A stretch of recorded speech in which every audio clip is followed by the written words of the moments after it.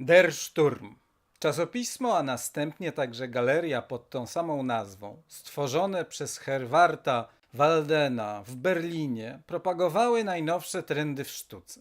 Walden, niemiecki pisarz, wydawca, kurator, muzyk i kompozytor, był jednym z najważniejszych promotorów europejskiej awangardy na początku XX wieku, w tym ekspresjonizmu, futuryzmu, dadaizmu i sztuki abstrakcyjnej. Pierwszy numer założonego przez Waldena pisma opublikowano w 1910 roku jako tygodnik. Zawierał rysunki kluczowej w tym czasie postaci związanej z Der Sturm, Oskara Kokoszki. W następnym roku czasopismo drukowało pracę z kręgu Der Brücke, most, a w 1912 roku pisma, rysunki i prace członków ekspresjonistycznej grupy Der Blaue Reiter, Błękitny Jeździec. W marcu 1912 roku, w związku z wydaniem 100. numeru Der Sturm, Walden otworzył galerię Der Sturm.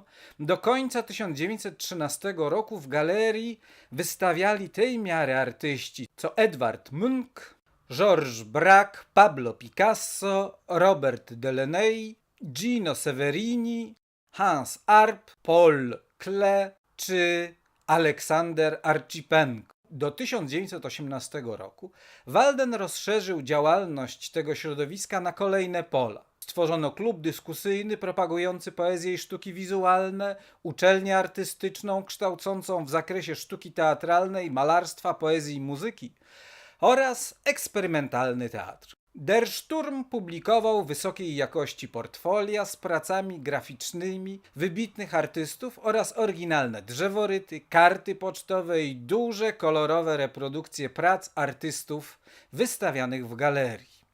Atticus prezentuje właśnie jeden z takich wyjątkowej wartości artystycznej numerów czasopisma Der Sturm z 1924 roku. Szczególnie interesujący ze względu na znaczący wątek polskiej awangardy początku XX wieku w nim zaznaczono. A wiadomo, że świadectw tejże zachowało się niestety niewiele.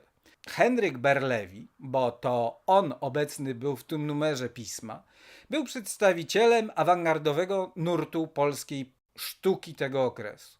Ten członek ugrupowania Blok został zaproszony do Berlina przez Herwarta Waldena. We wrześniowym numerze Der Sturm z 1924 roku opublikował niemiecką wersję słynnego manifestu Mechanofaktura oraz reprodukcję jednej z jego prac Zeichnung, czyli rysunek.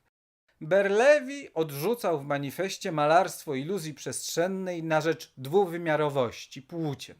Używał tylko 3 kolorów, białego, czerwonego i czarnego oraz prostych form geometrycznych i linii. W prezentowanym numerze prócz Berlewiego zamieszczono piękną kolorową akwarelę Franza Marca, niemieckiego malarza i współzałożyciela grupy Der Blaue Reiter, pracę Nikolausa Brauna, czyli Miklosza Belli, niemiecko-węgierskiego artysty i rzeźbiarza z November Gruppe, Paula Fürmana i Oskara Nerlingera, niemieckich malarzy, oraz Kadara Belli, malarza pochodzenia węgierskiego, który należał do kręgu Der Sturm. W okresie szczytowym Der Sturm był centrum nowoczesnej sztuki Berlina. Walden zorganizował, jak policzono, ponad 200 wystaw, których część miała dodatkowo swoje wersje objazdowe, pokazywane w głównych miastach zarówno Niemiec, jak i całej Europy. W 1932 roku Der Sturm został zamknięty.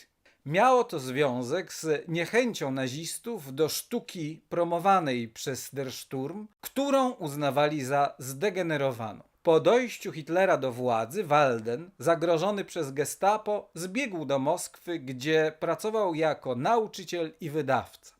Jednak jego poglądy wkrótce naraziły go na szykany reżimu i rozkręcającego się w ZSRR terroru stalinowskiego.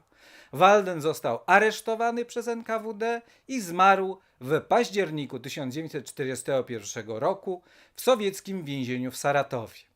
Zapraszamy na stronę www.atticus.pl do zapoznania się z prezentowanym numerem Der Sturm oraz innymi wybitnymi pracami Henryka Berlewiego dostępnymi w antykwariacie.